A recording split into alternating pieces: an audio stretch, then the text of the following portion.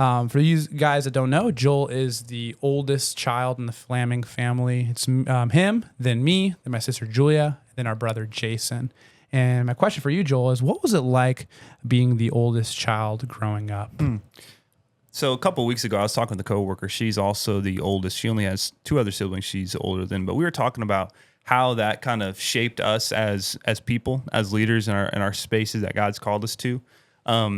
And something that I've kind of reflected on over the years and that I've thanked God for is that I didn't get to choose this role, this spot in the hierarchy of the Flaming family, but God was good, and he surrounded me with siblings and parents who helped shape me into the older sibling. I think, sure, I was not perfect all the time, but he's the one who helped form me into the person I am through that role. It wasn't one I wanted necessarily. It was one that God gave me, and it's cool to reflect back on how that kind of shaped me as a person. I think as the oldest sibling, you naturally have to be a little more aware, self-aware, and aware of those around you, because whether you like it or not, there's eyes watching you. And so for me growing up, I didn't necessarily feel the pressure, right? I didn't feel like I know some older siblings struggle with the pressure of trying to set a good example and a standard. I was more about trying to, more passionate about and pouring into my siblings as it was to setting the standard, if that makes any sense. So I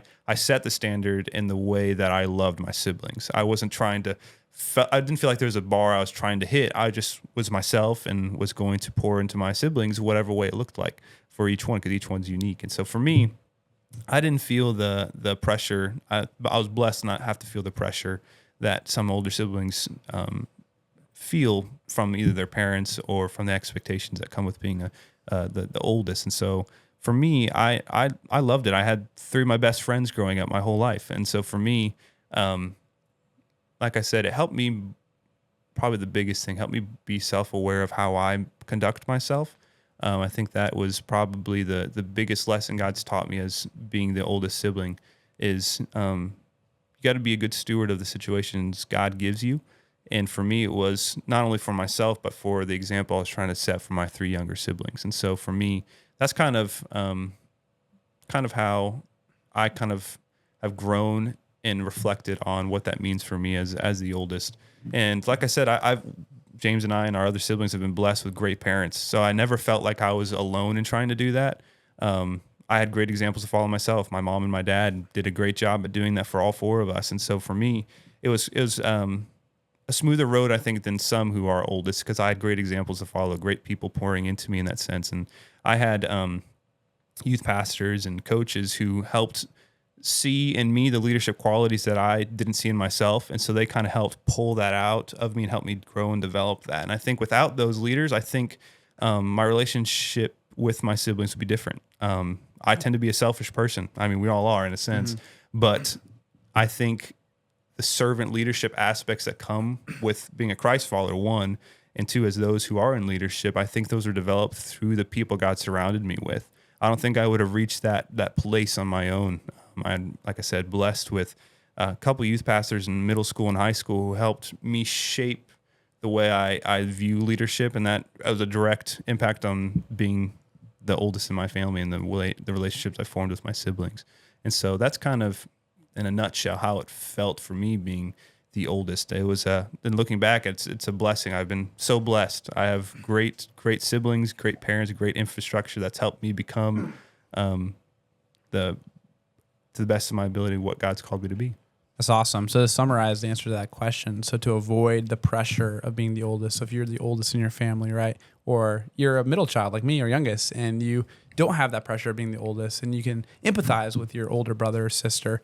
So you would say, Joel, the way that you release that pressure is thanks to parents, mom and dad, not putting that unnecessary expectation on you as the older sibling. Your youth pastors that you had throughout the middle school and high school, teaching you great truths and skills. And I think you kind of mentioned it, but you're just your own personal relationship with the Lord, right? Recognizing that the Lord is going to be the ultimate example for everybody.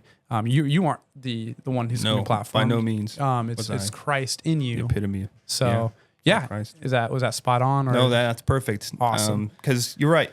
Because different seasons of life, they'll have different pressures placed on you. But the moment you lean into who Christ has called you to be, those seem to fade away because you're simply pursuing what he's called you to do, and not necessarily the expectations people have for you. So Yeah. So a follow-up question with this, Joel. So we kind of described what it's like for you being the oldest in our growing up years, right? When we're all underneath the same roof.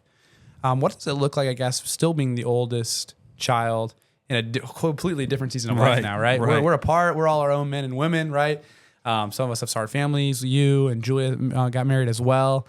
Do you still feel like there's a responsibility as the oldest son, or has it now waned a little bit? I've actually just thought of this question on top of my head, so Yeah. I didn't give this to you beforehand. But what do you think? I think for me, obviously, it's changed a little bit, right? We're not under the same roof, right? We all are called to different lives at this point, different seasons of life. We're all, Jason, I still consider a child. Yeah, he's in college don't right take now, that so yeah. personally, Jason. Yeah. You still got a couple more years Give your until honey you can bear. until you can Mom's consider yourself nickname. a full-grown adult. But I feel like we've reached a point where we're all independent, where my leadership has changed in the sense I'm more of a support person now, as opposed to the standard, if that makes any kind of sense. The dynamic has definitely changed in all of our relationships because of the fact that we have reached a new season in the sense that we're pursuing what God's called us to in each space. And so the accountability has changed too, because I feel like as siblings growing up under the same roof, we're kind of our own self-accountability partners in that sense. And so, we still practice that just through distance, and it's not as daily. And so for me, even reflecting now, it's still requires intentionality as siblings to make sure we're pouring into each other, checking in on one another. But it's not as daily, I don't think. It's not as upfront and, I guess, a part of our daily lives anymore. But That's good, Joel. And so something I want to pick at for a second is that obviously we had it pretty good, right, in terms of our relationship with each other. And I think, I don't want to speak for you, but your relationship with Julia, your relationship with Jason, my relationship with Julia, relationship with Jason. I can't speak for Julia and Jason. We all have healthy relationships still, right? Right. And I know that's not the case for a lot of you guys listening, right? Where you did not have a good time growing up with your siblings, and you guys don't interact at all anymore, or you hardly interact even when you're underneath the same roof. So I get that, and I think there's if you're listening and that's you, I think you have a responsibility to plan that. Obviously, you can't control how your siblings are going to react, and the Bible says, if possible, as much as it depends on you, live peaceably with all people. And there's a sense where it's a two-way street. So if someone doesn't want to reconcile, then and you're trying your best to forgive and move forward, then don't feel the shame and pressure on that. But the same token, if you're not doing any due diligence to make amends, then that's on you. Yeah. So, but I think something I like what you said is we do need to, correct me if I'm wrong or if you disagree, we need to normalize the shifting of seasons. Right. We had a great relationship growing up, and I say we still have a great relationship now, but it looks different, right? Right. Someone if with the wrong expectation could be like, man, Joel doesn't reach out like an older brother like he. I'm not saying Julia or Jason or me are saying this, but someone could feel, oh, my older sibling or me, my younger sibling, they don't reach out like they used to. They're not as intentional.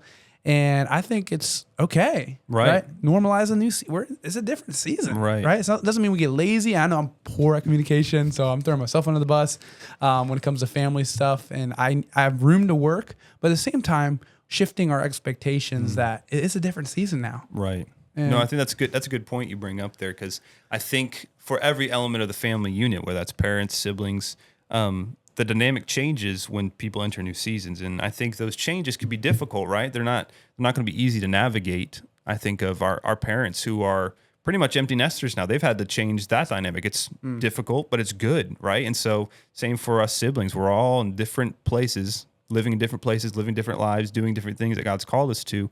And like you said, that as the day-to-day looks different, but as long as you maintain the intentionality in the spaces that you can control, I think that's important, because like you said, sometimes you just get wrapped up in your life, and sometimes you got to focus on what God's called you to do, but that doesn't mean you should abandon. That's another thing too, I think we need to touch on. Just because you are in different places, different seasons of life, you need to maintain that intentionality in order for those relationships to continue to thrive and grow.